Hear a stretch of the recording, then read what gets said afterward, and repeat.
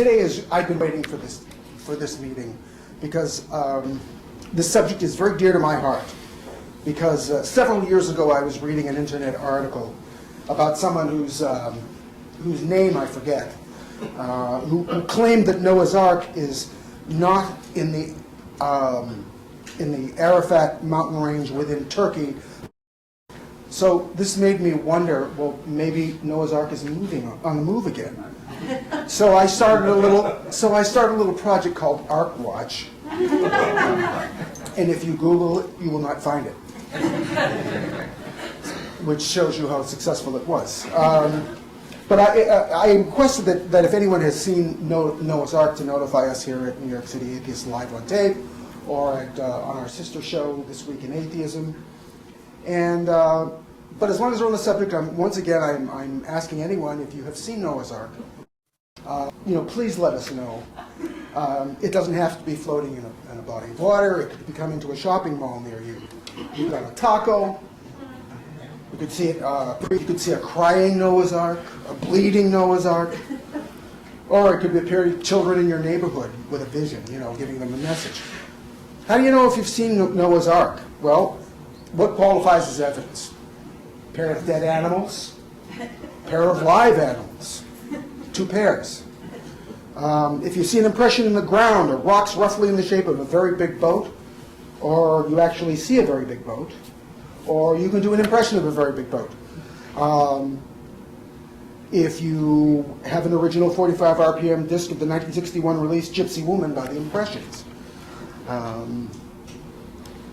A picture of the Ark taken from space.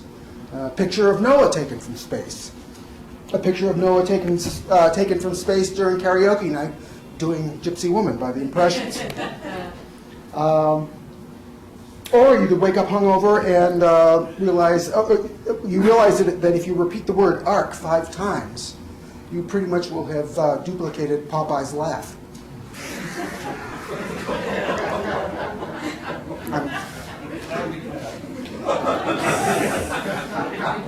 Or you wake up hungover and you realize you pretty much nailed Popeye, and to make matters worse, there are now 4 pairs of dead animals.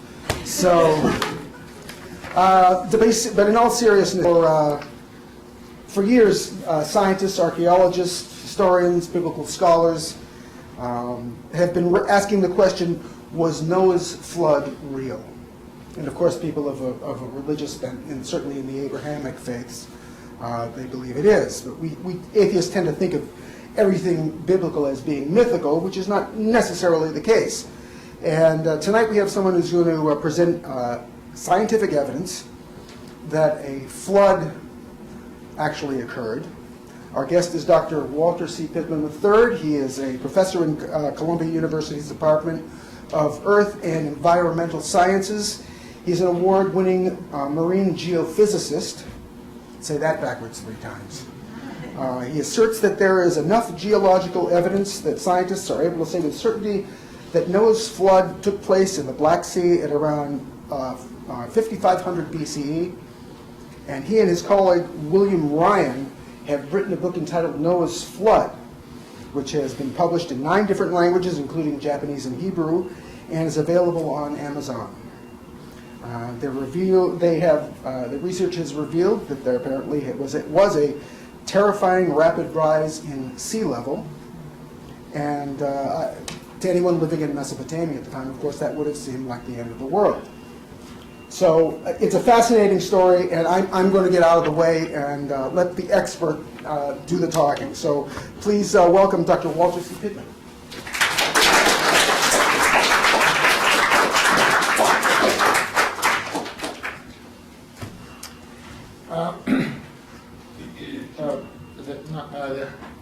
The co-worker and really primary driving force between this research is Bill Ryan. He's the man on the left up there, and I'm on the right, and we're actually at this picture was taken during a shoot by BBC, who were interested in this story. And to tell you the truth, we really set out to try to find this flood by accident. If I wander around away from this, will I be okay as far as sound goes? Yes. Okay. I like to walk around a lot. Anyway, we actually set out looking for this.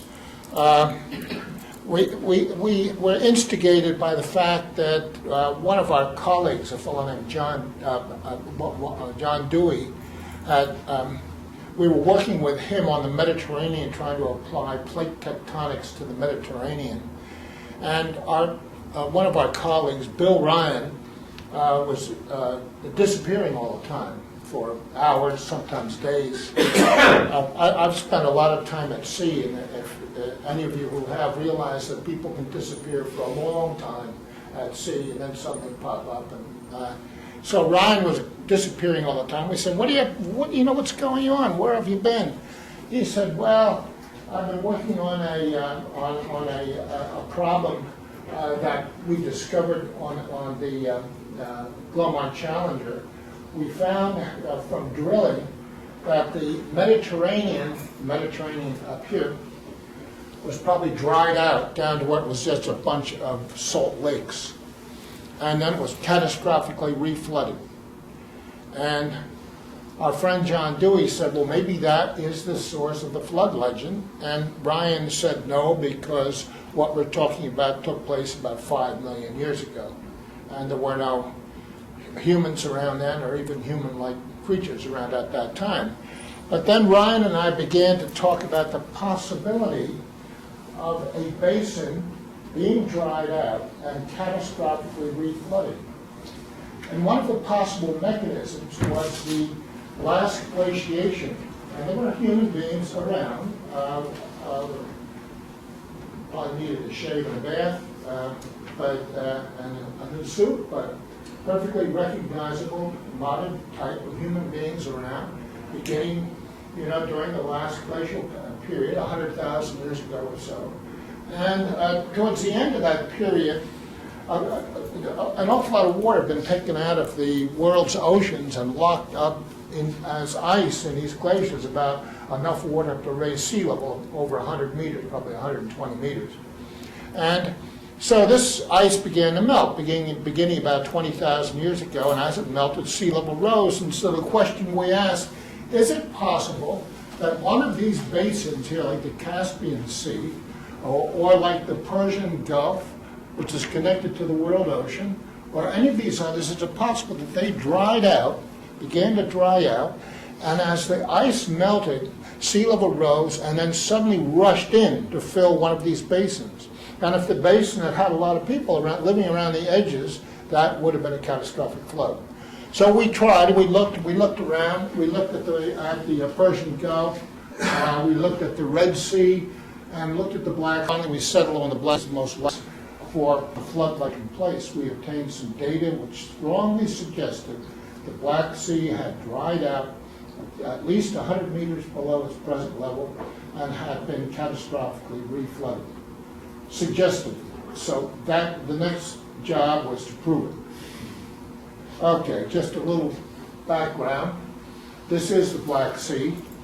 And it's very important to note that the Black Sea is connected with the world ocean through the Bosporus, which is a very narrow slot in the ground, through the Sea of Marmara, and then through the Dardanelles. This is the place where Lord Byron swam across the Dardanelles in here somewhere. And this is pretty narrow, pretty deep. We've been up here all around this area. And you notice that if you were to lower the level of the Black Sea about 100 meters, all of this area up in here, all along this coast and up in what's called the Sea of Azan, all of that would be up out of water. It would be dry land. So we just had data that suggested this, and we got very lucky. The Cold War ended, and so we were invited to use a Russian ship in the Black Sea and take some equipment along and try to prove this. Russia was still in a state of disarray, so it was a rather uncomfortable journey, including being in a hotel in Moscow, and a couple of young Russian men came down in the elevator one at a time, and the first one staggered out of the elevator into the lobby, blood pouring out of him. And he had just had on a pair of pants, and he's yelling and shouting in some language. which the Russians got away with whiz, said was not Russian, but it was probably something from a Chechnyan language or some languages from the Caucasus. And a few minutes later, it's right in the middle of the hotel lobby. The elevator opens again, that staggers another man with blood all over. And one of them, then they start yelling and shouting at each other in some unknown language. And one of them, they wanted to continue fighting, so one of them gave the front window of the hotel a karate kick, pulled up a shard of glass, and they both pulled up shards of glass and chased each other around. So that was a very exciting trip. Fortunately. They just do that for the tourists? Or? The conclusion is we're a problem with Chechnyan drug dealers, not Chechnyan necessarily, but drug dealers from the Caucasus, and the police did not come and would not come, we were told, until the fight was over. Quite different from New York City, where you know the police can be there so damn fast to think they were standing right outside the door. So that began our adventure, and we went out on the Black Sea in one of their ships, and they were delightful people. The Russians are just fabulous, fabulous people, and we obtained a lot of data. And I'm going to describe this data to you, and since we first put this story together, my colleague Bill Ryan has obtained a lot of other data from the Black Sea. So the story I'm going to tell you about the geology, it is a solid story. It is just, the Earth is round. The story I'm going to tell, roundish, the story I'm going to tell you is as solid as our confidence that the Earth is roundish. The scientific part of it, the part of it involving human beings is a little bit more speculative. Anyway, this is, I guess, is probably, well, it's obviously a map based on satellite data of the Black Sea. Note the very shallow areas up on each side of the Crimea. This is the Crimea right here. Yalta, where they signed that treaty at the end of World War II, is up in here. Gorbachev's last Gorbachev is right up in here somewhere, where he hung out until he was put back in power. We sailed out of a little port down in here called Kalinjik. And it's an incredible area of the world. This was 1990 or so, and Russia was politically had changed, but hadn't quite adjusted to the change. And the airport that we flew into called Annaba out there was awful. I mean, I've been in some bad places. This was the worst I've ever been in. Everything was, that airport was just awful. Everything along the roadway was a wreck. We were driving along the roadway from Annaba to where we were, right to the edge of the Black Sea, and suddenly we pass a vineyard. Perfect vineyard, immaculately taken care of. I mean, the Russians knew what was important, right? And later on we sampled the wine, and it was quite excellent. So anyway, I'll have to move along. So we, at that time, in 1993, we obtained data in those two squares, but you notice we're working right on the shelf edge. We're trying to find out, was the water really down out over that shelf edge so that the shelf was exposed? And that's what the object of this was. By the way, you think of the Russians perhaps as big polluters. One of the main objects of this cruise that we were on was to obtain sediment cores to see if one of the radionuclides from Kiev, from the Chernobyl incident, had gotten down into the sediments of the Black Sea. They were very concerned. And they were absolutely, totally, you could go to jail for polluting off of the ship. Okay, 1999, year 2000, 2001, several other, these are all times, blocks where we obtain data. We obtained data down in here from a wonderful archaeological dig that seemed to affirm that some people called the Venture had fled to that place. The Bosporus is north-south right up in here, and this is the Sea of Marmara, and this is the Dardanelles right here. And we have Bill. Most of these are what Bill got in subsequent years. Bill Ryan. Okay, let's see. Where are we here? Okay. The area between the Crimea is right here, and the Romanian coast, the Danube Delta, right up in here. This is from an old Russian paper, but this was one thing that excited us, is that the sediment cover was extremely thin. This water depth out here is 100 meters, and the sediment cover on that was extremely thin.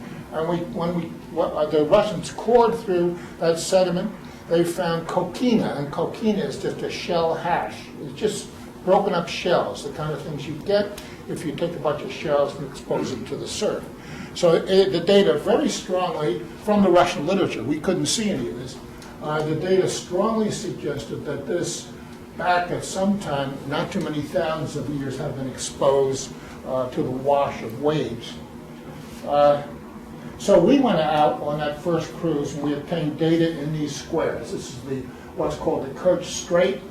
The Don River comes right out between those two grayish pieces of land.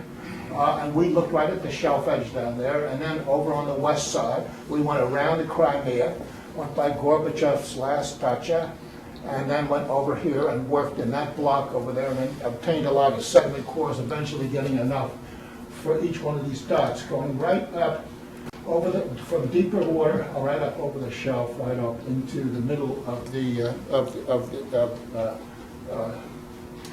Danube Delta area. So this is the kind of stuff we got. We're looking at, this is at a depth of 120 meters, that's what that line is. So we're looking at what's called seismic reflection profiles that go from up on the shelf, we were too interested in the shelf, but go right over the shelf edge. And I'm going to give you an interpretation of this right away.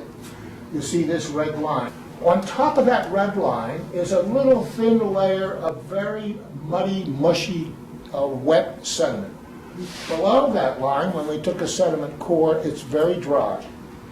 And you notice these strata. These are strata that go up like this, up to that line. So this is an erosional surface. These strata obviously continue upward and over, but they've been eroded away, and this layer of sediment has been put on top. What this seismic reflection work does is, what you're doing is you're towing a torpedo-like device behind a ship, and it's letting out a sound. Weep, weep, weep, weep. That sound goes to the bottom, and it's reflected off of the bottom, and the bounced sound is recorded, goes into that torpedo, and it's all analyzed on the computer. Some of the sound penetrates the bottom, and is reflected off of the layers.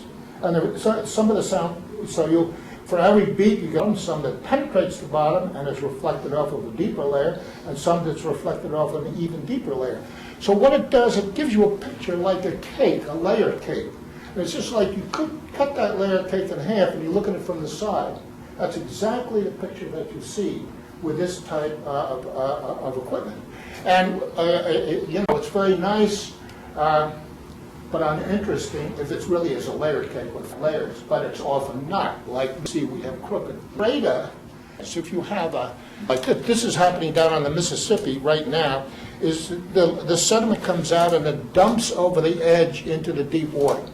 It dumps over there, layer after layer, it'll dump over the edge into the deep water. And then if sea level drops, that whole upper part where the knuckles are, that'll all get eroded, and that's what's happened. It's all been eroded away. So that this tells us right at this, that sea level down here somewhere near 120 meters erode this surface, to erode that. And we got a lot of this data. Come on. Okay. We got this kind of a data too, up on the shelf, up in what is now the flat area where the upper surface is somewhat less than 100 meters, maybe it's about 80 meters. And so we were floating right across the top of this. The water was fairly deep, and but at some time it must have been exposed because it dug this trough right into the old shelf like that, and it dug it right through strata. These are flat-lying strata in here, like the layer cake, and it just dug right into those flat lines straight, and it's just as though you took that layer cake and you just took a big scoop, and you scooped out a whole bunch out of the top. And then, when the water got deep again, it infilled, and it infilled with this very sloppy sediment that I was talking about, really soupy, awful, kind of smelly stuff too. But, what? Somebody say something? Oh, okay. So again, this was a clear indication that sea level probably got right down to this point here. You know, this again, this is about 100, 120 meters, and we found a lot of this wherever we surveyed. Okay. Okay, and that's that red line is underlying the drape. That is the erosional surface, and it's cut right into these flat lines straight. It's a little hard to see it. You kind of have to practice this kind of thing. But and then here's another one in which we have a drape of sediment sitting over the top of sand dunes. These are small sand dunes collected in a subaerial environment. You can get things that look like sand dunes underwater, but you can tell if you take a sediment core and penetrate them, you can tell whether they were published subaerially or subaqueously. These, when they were penetrated, were seen to have been formed in a subaerial environment, and it was just wind-blown sand. And we have a lot of data now, but this is a sample. Here's some more showing these four-set beds, the beds that, you know, the sediment comes out to the shelf, to the edge, like the edge of the Mississippi Delta, comes out to the edge and goes over the side and is deposited with a little thin layer on top and a thicker layer sitting out in front of that nose. And then sea level drops, and all of this is eroded off. The slide's reversed. Huh? The slide's reversed. It's hard to read the printing. Well, I wish I could turn it around, but I can't. But yeah, I'm sorry. I get the point. Yeah, yeah. And you can see these come right up into that surface. And when we took sediment cores in here, we went through this slop. We got into what were obviously bleached, broken up shells, this coquina, stuff that had been really messed up at some time or another, into this dry coquina, these shells. And this is what you would call, this is an unconformity. It's just straight. It just looks like this, like so. That's all, you know, an erosional unconformity.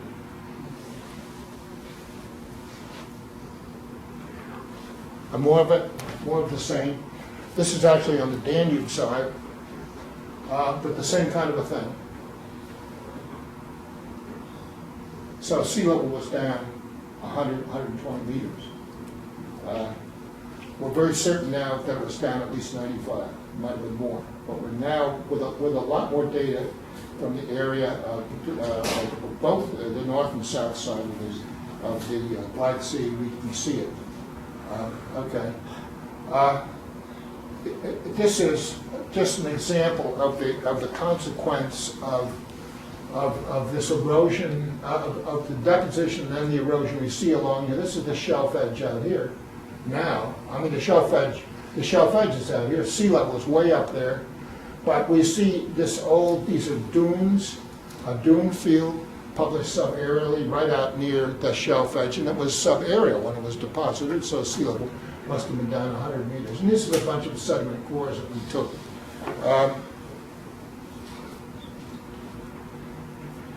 Just a look at some of these sediment cores, or some of the, here's the water content, and we're going down in the core, and we were able to measure the sediment and the water content. And so on top, this is water content right here, at the surface of that sediment with that muddy crop that was sitting on top, very gooey, a very high water content, you know, almost 80%. As soon as you hit that level where you went into the coquina, the water content dropped like that. And the density absolutely followed the reverse, because this water is not that dense. The shells are much more dense than the water, so the watery part is going to be less dense than the part below that surface.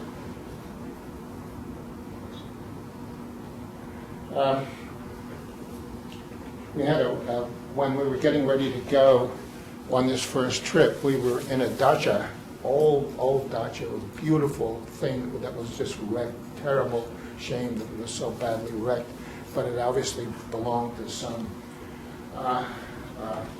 aristocrat before the revolution, and they had a beautiful pine forest in back of it, and before we left, I noticed the sailors were all picking up bags and bags of pine cones, and we found out why, because at one point when we got out to sea, we had a cookout on deck for the scientists and the Russian officers of the ship, and they used the pine cones to fuel the fire. But to go along with that, to make the pine cones, the smoking pine cones, a little more tolerable, some of the most beautiful wine I've ever had. And the day is not complete without a little vodka in that part of the world, so we also had a little bit of vodka too, which was also of a very excellent quality. A map of sediment cores, you see those lines that tell the shape of the sediment. Yeah, okay. And when the cores penetrated, they found that these areas that say dry were very dry. It was, obviously, what had been happening is they were exposed, and they simply dried out. The sediment just simply dried out. When it dries out, you remove the interstitial water, the grains begin to come together. But it was very evident to have been dry. It was also evident that a lot of the shells have been bleached.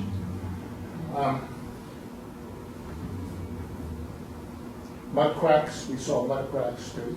We actually saw pieces of vegetation in the sediment cores. And we obtained dates on those.